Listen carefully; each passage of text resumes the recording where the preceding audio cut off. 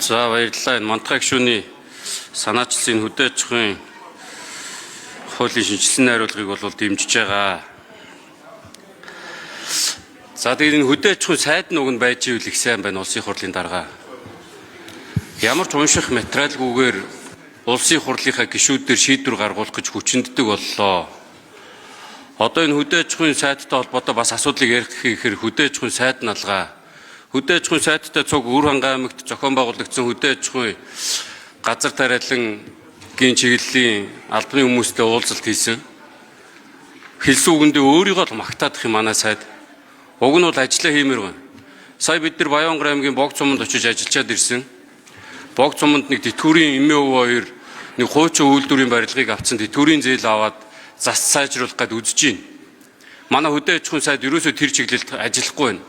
Уг нь 330 сумандаа нэг жижиг үйлдвэр Баянгар аймгийн Богц суманд байгаа шиг үйлдвэрүүдийг ашиглалтанд оруулах юм бол 8-аас 10 хүний ажлын байртай хаягдаад байгаа хоньны ноос бас эцсийн бүтээгдэхүүн болох эсхий, туурга, дээвэр, өрх гэдэг гудс гэдэг ингээд бүх төрлийн эсхий бүтээгдэхүүнийг хийх боломжтой үйлдвэр Баянгар аймгийн Богц суманд одоо хөл дээрээ босгох гэж ядж байна.